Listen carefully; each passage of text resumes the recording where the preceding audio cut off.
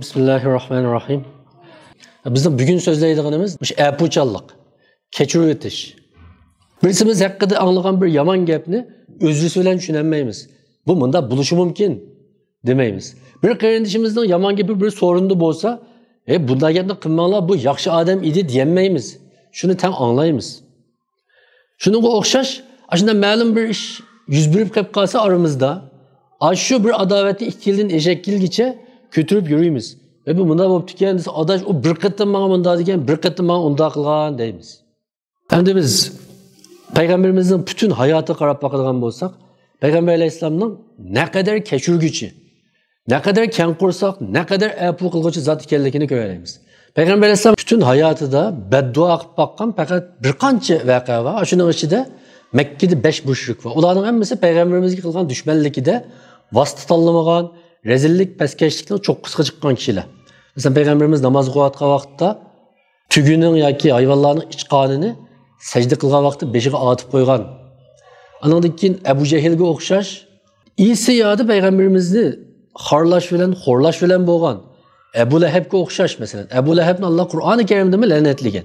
Velid ibn Mughiraga o'xshash o'zining nutqi yoki she'r iqtidoridan foydalanib, ya'ni shoirligidan foydalanib nayte hazil şiirlerini yeziş bilen Peygamberimizga hakaret kılgan, düşmanlıkta vasıta tanlamagan peskeş müşriklarga beddua kılgan.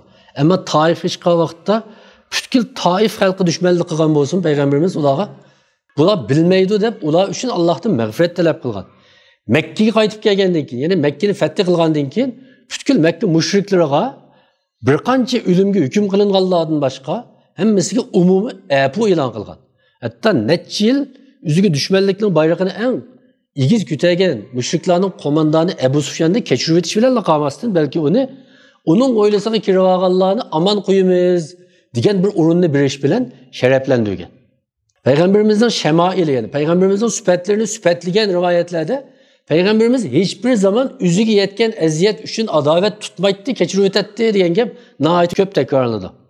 Yani bir adam üzüge yetkizgen uşak işli üçün, şahsi işli üçün adavet tutmaydı. Fakat ve fakat dininin hürmeti defsende kılıngan vakitte ananın keyin gazaplanatdı, ananın keyin açıklanatdı degen. Hazır bizde aksiçe. Bizning dinimiz defsende kılinganda vatan xalq hazırkıdak bu şunda ağır bir halga tushganda, bu şunda bir zulüm aslı bo'lgan vaqtda ba'zi kishilarimizning Xitoylarga düşmanlarga bo'lgan nafratidan o'zimizning ichidagi o'zimizning odamlarga bo'lgan nafrati natijasi kuchlik. Ularning til haqoratidan to'g'ri bulayotgan ba'zi narsa qaraydigan bo'lsak, hayron qolamiz. Xitoyda bir og'iz tillashni o'qimaydigan kishilarning o'zimizning qarindoshlarini tillash kelgan vaqtda dunyodagi eng afsonaviy gaplarni ijod qila oladiganligini, uni ajoyib fasohatli til bilan ifodalayotganligini ko'ryapmiz. Endi oxirida bir qancha muhim nuqta bor. Chunki endi bir qatimliq bir temada munosabatli ya'ni to'liq so'zlab o'tishni to'g'ri deb qarab qoldim. Chunki yana bir ikkinchi qism qilishning o'rni yo'q. Hem de bunda bir sual doğuludu. Onda da fakat adavet tutmamdık. Bu hemmeyle keçirib ötemdik diyen bir sual doğuluşu mümkün. Hem de onda emas. Bu adavet tutmaslık, keçirib ötişliğimi İslam belgilegen bir çigrisi var, bir ölçümü var. Bir qancha xil kishilar var, ularga adavet tutuşumuz vacip. Ularni keçirib ötişimiz günah. Birincisi bizga zulüm salgan bizning düşmanlarimizni keçirib ötişimiz hazır to'g'ri emas. Hem de onda degan bilan ag'illar hem de ulama edem bo'lgandan keyin musulmon bo'lib qolar, maylimi-ki, deyilimi-ki deganga men gap emas degan kunda. Biz qisos elinish farz qilingan dushmanlar ular. Biz hali keçirib etish degan gap siz kuchlik vaqtda anandan keyin kechirasınız hisob. Siz ojiz vaqtda men kechirib etdim degan gap ojizligingizni yo'shirishdan boshqa narsa emas. İkincisi aramızdan chiqqan aniq xoinlar. Ularni kechirib etish gunoh. Ularga adavet tutuş vacip ve savab. Ama biz muşu noktada meyli vatandan sırtıda haddiden ziyade ken kursak. Galiti bir ken kursaklık var muşu işte. Asli keçirib tigişlik yakınlarımız, dostlarımızı daha tez keçirimiz. O araga adem koyup o'xshab ketimiz. Ama keçirmezki tigişlik bazı kişilerge fakat adalet tutmaydigan işlerini ko'ryapmiz. Şu vatandan sırtıdagi nurg'un xoinlar, düşmanga ishlaydiganlar, yine o'xshash Uyg'urlar bilan bir sorunda o'tirib qo'pyapti. Şularning ticaretleri eqiyapti, şularning mollarini biz setib olyapmiz. Mesela o'tganda İstiqlal televiziyasi bir narsa chiqdi. Mesela menchi bo'lgan chog'da ashun bir shakli o'zgargan bir xoinlik hamda. Şu Xitoyning, hatta Xitoy zavodlarida ishlangan bir turkum yemek-ichmak mollarini ashyodan mishaga chiqib, mishada setib yurgan bir ishlar bor. Ve setib yurgan bir ishlar bor. Bu qanday xoinlik? Bu xoinlikning bir qancha xil shakli bor. Chuqur maosh elib ular uchun ishlashingiz ham shart emas. Sizning ba'zi qilmishlaringiz, nadonligingiz, dötutkingiz tufaylidan Xitoy uchun xizmat qilib qilish ehtimoli bor. Masalan, atrofdagilar so'rashi mumkin. Mana qanday narsa desa, buni Xitoyda ishlagan narsa ekan, biz yevatimiz desak, bu turkning oldida. Ichida nima deyishi mumkin?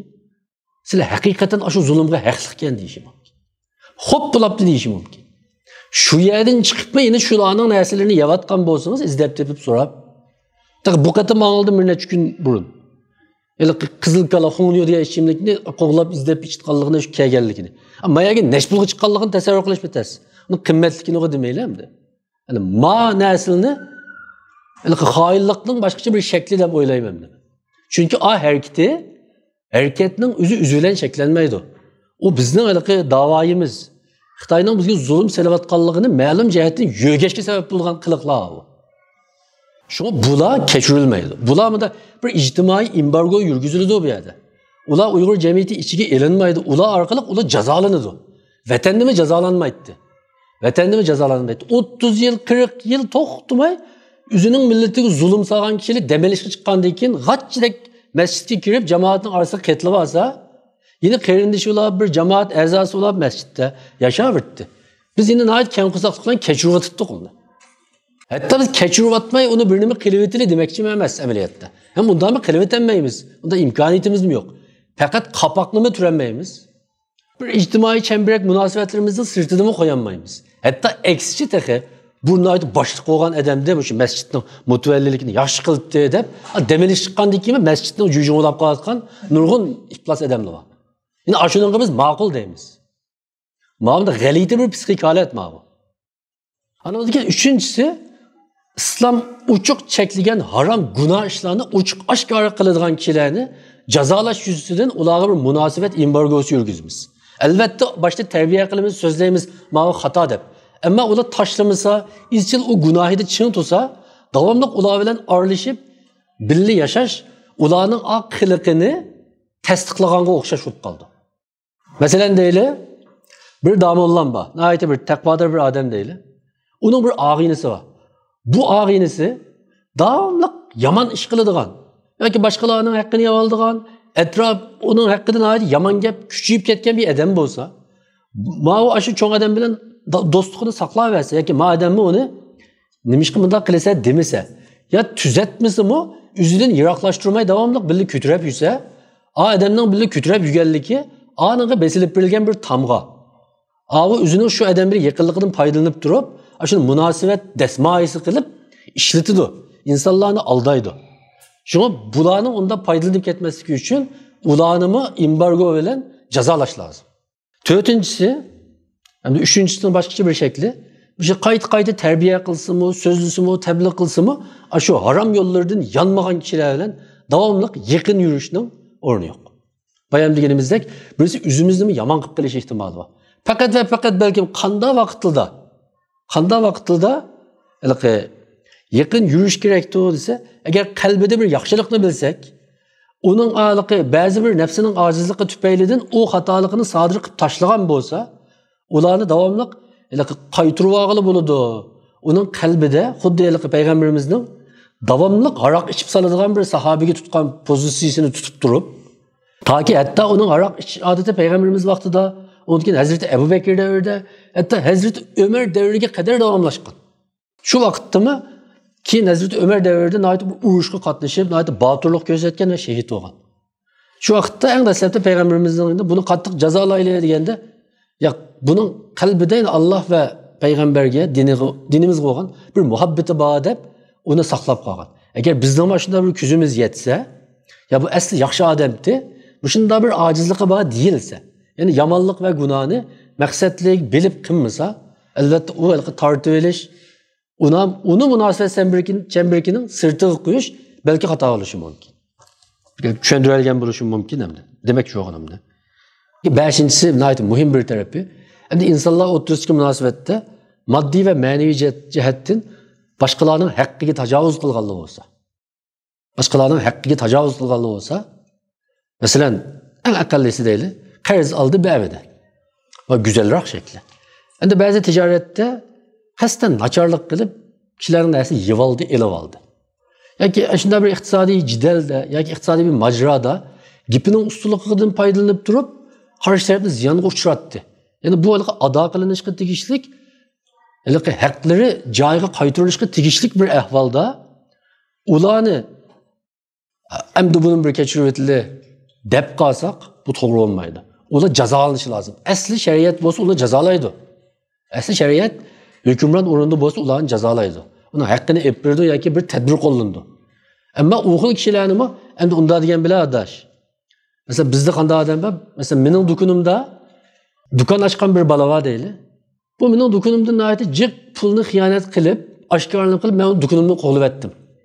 Ammo shu qo'g'lab etgan shu bolani mening balkim qo'shnimdagi dukondagilar nayat abdan mal sotdi deb ishlatishi mumkin. Ammo men o'sha to'g'ri bir usul qilmish emas. Endi apuning bir qancha darajalari bor. Endi biz adovat Caiz adavetlerinin gibi nakit boğandın ki, bunun bir qancha derecesi var. Birincisi, bir yamanlıkka onundan aşırıp cevap qaytırış haram. Bayan bilginimizge okşaş. Birisi tıllısa, verip onu uruş haram. Kur'an'daki bayan ayetteki ve cezâ'u seyyi'etun misluha. Yani bir yamanlıkның cezası aşırı olan okşaş bir yamanlık. İkincisi, kılıngan zulüm. Yamanlık hakkında şeriat belgelengen dairede hesaplaşımız. Mesela, yani bunun ma'nosi nima? Beddua qilish joiz degan gap. Mesela ba'zida musulmon bo'lgan taqdirdami bizning haqqimizni elib oldi. Yoki bizga nihoyat uchun zulm soldi. Shunday bo'lsa, u kishi haqqida beddua qilish o'sha odamning huquqi. Agar u beddua qilmay kechirib etsa, hech qisi yo'q deyalsa navoda, umi yaxshi. U ilqi bayon degandek yuqori pallisi. Ama ona aynı beddua qilish haqqının bağlılığını ta'kidlamoqchi. Üçüncüsü, endi o üçüncü bir derecesi nima desa, endi ba'zi hisoblarni biz qiyomatda qo'yamiz. Mesela ba'zi ishda, mana iqtisodiy ishlarga o'xshash yoki boshqa ishlarga o'xshash bir zulm mavjud bu yerda. Biz bu dunyoda ep bo'lamiz. Chunki qarshi tarafni kuchli qilishi mumkin yoki uni bilan tekrar ko'rishishimiz noto'g'ri. Uning bizga qilgan yomonlik yomon eg'ir. Bunday ahvolda bu dünyada boldu kıldım ama kıyamette ben Allah'tan sorayım şu işine. O dünyada ben de zulüm sağan, ben adaletli cahil ekip versin de dua kılma deyiş müminin hakkı. Yani onu sözleşmemiz lazım. Yani dördüncüsü bir derece yukarısı. Peygamberimizin Vehşi reziyallahu anhu'u tutkan muamelesi. Bu kandak Vehşi Peygamberimizin en söyümlük tağısı. Yani İslam'ın en çok kahramanlarından biri Hamza reziyallahu anhu'nu şehit kılgan biri. Ama o ki Müslüman bo'lgandan keyin o peygamberimizin yeniga kelganda peygamberimiz seni ko'rsam men Hamzani eslab qolar ekanman. Mening ko'zimga ko'rinmaydigan yerlarda yurgan bo'lsa deb shunda dedi. Yani peygamberimizin oyati o'zining insonligini güzel şekilde o'ttirib qo'yganligini mi ko'ralaymiz? Chunki ba'zi vaqtda bizga de favqulodda ig'ir zarba berayotgan kishilarni men qancha kechirib etdim desak, qalbimizga bulanishimiz noto'g'ri. O qalbimizdan to'liq yuvib etish bizden kulumuzdan gelişini atayın. Çünkü kalp her zaman insan müdahale kılıp onu şey alaydıgan xemirga o'xshash narsa emas. O bunda kılıp bir şekilde kirgizib olmaydı. Yani dördüncüsü yani kechirib kalbimizde. Ama dünyadaki münasebetini to'xtatamiz. Ama onun qanchalik yomonlik ekanligini, yani münasebetni to'xtatqichilik yomonlikning derecesini, menimcha shu ikki odam hikmet bilen, akıl bilen bilaleydi o da böyle. Hazır bunu konkret misal ilişkine ait kıyım. Şimdi beşincisi, bu tırmı yüksek pellesi. Epu kılış bilen birge, münasebetli mi eslik keltirimiz. Bayam ayeti yokşaş. Femen afa ve eslaha. Yani kim ki keçiriş bilen lakamay, münasebetini esligi keltirirse, manamavu en kaltısı. En altıncısı, bu münasebetteki en yüksek makam. Bu münasebetteki en yüksek makam nime? Kur'an-ı Kerim'deki bir yamanlıkka yaxşılık bilen takabil tuğun. Hatta sana yamanlık kılsın mı? Yaxşılık bilen takabil tuğun. Yani muşunda kılalık Allah, ulanın arasındaki münasebetini Allah nahayet yakın münasebetki aylandırıp verdi. Bu nahayet irade tikleşki deyişlik, sevir küçük kitidiğen bir iş. Bununla hakikaten büyük nesibi ilgileri erişeyleydi o deb şunday dedi. Yani biz bir yamanlık kuşursak mı, uvalçılık kuşursak mı, bizge qattiq gap qilib olgan bo'lsinmi, bizge sanchib olgan bo'lsinmi, nima qilib olgan bo'lsin? Mana shularni hech qisi yo'q deyish bilan, hatto iqtisodiy jihatda ba'zi bir yomonliklarni qilib qolgan bo'lsinmi, ularni hech qisi yo'q deyish bilan kechirib o'tib, yana davomli yaxshiligini davomlashtirish mana bu munosabatning eng yuksak, eng qaltis pallasi. Bizning dinimiz bizga tashabbus qilgan, bizni chaqirgan pallasi mushu. Biz bugungi kunda normal odatdagi odamlarning o'ttirisidagi masala emas. Biz hozir da'vo qilyapmiz. Xitoyga qarshi shunday bir birliksab buluşishimiz nihoyat muhim bo'lgan bir vaqtda bizning siyosiy realligimiz, siyosiy faoliyatimizdagi ba'zi kartinalar, ko'rinishlar insonning qalbini haqiqatan qon qiladi. Unda yoshmi qilmaydi, qon qiladi. Şu siyasi faaliyetlerge yetekçilik kılıvatkan kişilerin oturusidiki adavet, öçmenlik. Şu kadar eğir ki, xuddi bazıda mağolunun birisi boğa öçmenliki, Xitay boğa öçmenliki demi eğir mi diya? Depqağıdek bir haletini görürüz. Del aşında adavet boğallığı için nurgun faaliyetlerini ortak kılanmayatımız, bir yerge kilenmayatımız, yani düşmenge karşı bir muşt buluşunun onuğa hazır parça hemmimiz birden sozmaklı tutup, düşmanın poğutiga oqat qiladigan kichik baliq o'xshab qilyapmiz. Hammamiz bir zambirak bo'lib, etishning o'rniga hammamiz birdan o'qyani tutib, o'zimizning ko'nglini xo'sh qilib, bu harakatni qilyapmiz. Bu birlashanmaslikning, birga kelinmaslikning sabablariga inchga, mikroskopni tutib qarab boqadigan bo'lsak, uni qo'l ko'z qarashdagi farq, tutgan yo'ldagi farq qatorliqlar emas. Maslakdagi farq qatorliqlar emas. Balki paloni bir qatim meni munda degan Palanını yığınğı çağırsak kemidi. Palanını yığınğı çağırsak aldı septin urun vermedi. Mında bir işini kılsak bizden dernekten logosunu bucak kapı yaptı. Diyen okşaş geplerle paramparça hareket kılıp yürüyatımız. Bu menimce bugünkü bizden siyasi mücadele realliğimizdeki acayip çupey bir görünüşüne ibaret. Kelgüsü de Allah saklasın biz Uygurlarının takdiri, bizim kelgüsümüz mana muşu köksü kanı tehi keng bulaşkı üzgürmegen. Yaki peygamberimizden fakat Allah'ın dini depsendi kılınsıla anın dinkin açığa gitti, başka şey keçirip etti diyen süpettin. Tulu mu Irak? Fakat üzün çığı tekkellik için adavet tutuşuna ait mahir. Bu kişilerin sebebidin. Biz bu reallıktın, yani bugünkü hazır içinişlik reallığımızın kutulanmayı kalmasak yani. Küllerinin biri bizden aşı uvalimiz milletinin. Şu kişilerin geldiğini kelmeydi diyemeyimiz. Tarihte bu boğmagan mı? Uygur tarihte boğan.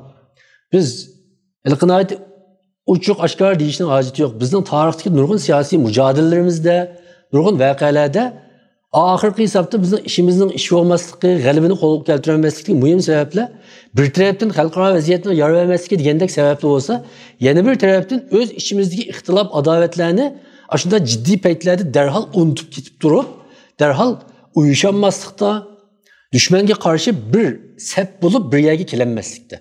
Parça hareket kıllığımızda ve düşmanın aşı parça hareketten faydalanıp durup hemmimizden ayrım sülhü düzüp, hemmimizden ayrım koldurulup bu şu anda epkegellikin ibaret bir reallik mı var? Eğer biz bunu yüzlenmesek, bunu itiraf kılmasak bu hatalık ne?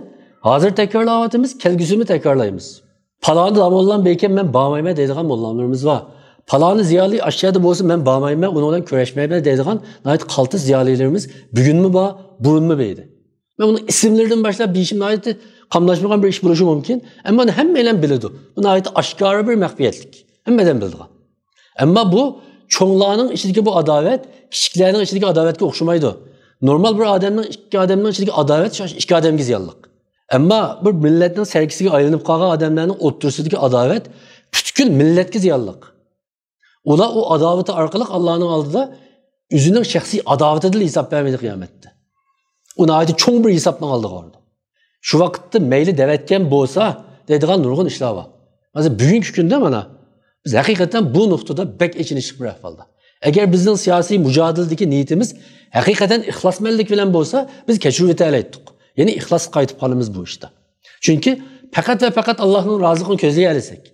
Yani inkılapının galibesini, mücadelenin galibesini hakiki içimizden gözleyelesek o vakitte bu yolda yüz bergen, bizge etilgan taşla, Bizga etilgan tilla, haqoratlar biz hech qisi yo'q deb uni da surtib etib, endi qo'l tutishib mang'alagan bo'ldik. Biz bugungi kunda hamkorlik uchun cho'qim birimizni yaxshi ko'rishimiz shart emas. Shundaqla o mumkin emas. Ammo biz aqliy jihatdan birimizni afu qilib etib turib, men bunga ehtiyojliq. U menga ehtiyojliq. Bu hammamiz tan qilmasak bo'lmaydigan bir ish bu. Deb bir yerga kelishni o'rganmasak, bu kulturni shakllantirmasak, men kesib ayta olmayman, biz g'alaba qilolmaymiz. Bu millatning dardini biz uchirgan bugungi bu krizisni Uyg'ur millatining barliq qatlamlaridagi, barliq qarashlardagi kishilar orasidagi shu ixtiloflarni eng mumkin bo'lgan darajaga qadar bir mahal bo'lsin cho'rib tashlab turib, bir yerga kelishga o'zining irodasi va aqli bilan ichidagi shu adovat o'chmanliklarni besib turib, ma ish yuzida amaliy ish qilishga muhtoj. Endi oxirida afu qilishning qanday foydasi bor? Bir insonga foydasi bormi buni? Agar biz bunu bilib olsak, balkim texma apuni do'st tutishimiz va o'zimizni o'zlashtirish uchun tirishishimiz mumkin. Birinchisi, apuning eng muhim foydasi eng avval o'sha shaxsning o'ziga. Biz o'ylaymiz, palonni kechirvetdim deb u apu qilishimiz xuddi bizga emas, qarshi foydasi bor deb o'ylaymiz. Nurg'un bugungi zamondagi psixologik tadqiqotlar shuni ko'rsatdi. İnsanın qalbini bearam qildigan, insonni psixologik travmaga, yani asoratga tiqadigan nurg'un muhim bir sababdan birisi o'sha o'tmishdagi nurg'un yomonliklarni kechirolmaslik, unutolmaslik. Bu ayol o'ttirusida bo'lishi mumkin. Masalan, har bir jidal chiqqan vaqtda 15 yil burun sen bunda deganding deb ashuna deyish bilan. Mana bu narsalar har qatim tilga ilingan vaqtda bu nimaga o'xshaydi? Yurakka sanchilgan bir pichoqni elib, uni qayta g'achchidek cho'qib qo'yganga o'xshaydi. Yani qayta bunun əslinişi, qayta tilg'ilinishi amaliyotda shu kechirmaganlarning qalbini texmi kesal qiladi, texmi buzadi. Shu kechirib etish amaliyotda shu qalbingizdagi shu tikanni sug'urib etishdan iborat. Buni sug'urib olsangiz arom topsiz. Kechirib etish orqali shu eng dastlabda foydalanadigan odam qarshi taraf emas, balki o'zimiz. Endi kechirib etguchilar. O'ylab boqili, biz yo'lda borsak, bizning putimizga tikan kirib ketsa, biz putumuzga kirib ketgan tikanni shart sug'urib elib yanchig'imizni sep qo'yamdik. Bunda qilmaymiz, tashvitimiz. Ammo bu adovatni saqlash menimcha shu putiga kirib ketgan tikanni yanchig'iga selib olgan ahmoqlikqa o'xshaydi. Har qatim qo'lingizni yanchiq qilgan vaqtda qo'lingizga kirdi bu. Shular, qo'lingizga qaraysiz. Xuddi unutib ketmagan adovatlar shu qo'lga sanchilgan tikanga o'xshash har qatim asliginimizni, yuragimizni bir qanitadi. Biz odatda bedenimizdan toksinni haydaymiz degan gap pek amroq ya. Manasini içsek toksin haydaymiz ekan deb. Bizning ruhimizdagi eng yomon toksin o'sha hasadxo'rlikqa o'xshash, o'sha adovatxo'rlikqa o'xshash narsalar. Ma toksin bedenimizdagidan yomon. Beden o zaharni haydashga qanchalik ehtiyojli bo'lsa, ma qalbimiz, ruhimiz ma zaharni haydashga bedenimizdan bekrak ehtiyojli. Üçüncüsü Peygamberimiz hadiste degan "İğfiru yughfar lakum". Bunun ma'nosi nima? Sizlar kechiringlar. Kechirsanglar kechirilisizlar. Yani kechirib etgan kishi Allohning oldida kechirilish imkoniyati bor. Kechirilishga musharraf bo'lishi mumkin. Hatto Allohning oldida emas, bu dunyoda qarshi tarafni uni kechirib etib, munosabati texmi yaxshilab qilishi mumkin. Chunki kechirib etish har doim cho'qim bir taraflam qildigan ish emas. Chunki reallikda nurg'un jidal majra bayon degandek, nihoyat uchuq bir iqtisodiy masalaga o'xshash uchuq emas. Har ikki tarafning deydigan gapi bo'ldi, nurg'un ko'ngilsizliklarda. Masalan, men bunda desam, onda tushunib oldi. Onda tushunib olmamdi, onda demisi olmamdi deydigan gaplar bor. Uni ayrig'il olmaydi. O vaqtda kechirib etish har ikki tarafning ishi.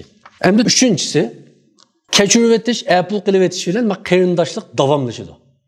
Qarindoshlik kuchayadi. Biz har qatim bizni boshqalar kechirib etsa va bizni boshqalarni kechirib etsak, shu dazgatgan shu munosabatimiz, shu qarindoshligimiz kuchayadi. Bayon oyatda deganimizga o'xshash, agar ularning ashunda yomonligiga yaxshilik bilan taqobil tutsanglar, Allah nəhayət iniq dəvatıdır. Xuddi aranglarda adavət var adam bilən, nəhayət yaxın sırdaş dostdek bo'lib qala olaysizlar deydi. Bəzi vaqtda biz nima deymiz? Bir qatim sungan ko'ngilni joyiga akayla olmaydigan qaranglar. Chiqilgan chinni asliga akayla olmaydigan qaranglar deymiz. Ma oyatga qaraganda ma xato ma gap. Shu usulni sinab baqsaq, menimcha, shu munosabat ashunda aslidagidek va uning go'zal holati kelishi mumkin. Ama biz onu sınab bakmayı turupla, maqal temsillerge bekrek mail. Hem de qarindoshlik haqida şu bir gapni dey, esinglardan chiqmasin. Qarindoshlik adalet üstüge quruladi. Yani dostluk adalet üstüge kuruldu. Eğer dostlukta beraberlik olmasa dostluk davamlaşmaydı, o kurulmaydı. Mesela biz dost dep qo'yib, birisi bizni igiz turib olsa, bu dostlukda bir mezgildan keyin asla to'xtab qolamiz hamda. Ya'ni üstüne igiz tutib olgan kishilar bilan dostlukni davomlashtirish asosan mumkin emas. İkincisi, adalet üstüge kurulgan bu qarindoshlikni kuyimchanlik, mehr muhabbet kuchaytirdi. Texmi kuchaytirdi, texmi chingitdi munosabatni. Hamda apuchallik bu qarindoshlikni davomlashtirdi. Çünkü bayam deganimizga o'xshash, har qanday munosabatda chuqur ba'zi uqishmasliklar, ko'ngilsizliklar yuz berishi mumkin. Agar o'sha ikki tarafda apuchallik bo'lsa, qo'rsqini keng tuta olsa, andan keyin ma munosabat davomlasha oladi. Bo'lmay qolsa, qaysimiz mening paloni bilan bo'lgan munosabatimda hozir qadar biz bir qatimmi ko'ngilsizlikka uchrab boqmadik deyalaydi. Hech kim. Hatto ota-onamiz bilanmi ko'ngilsizlikka uchrab qolamiz. Balamiz bilanmi yuz burdi.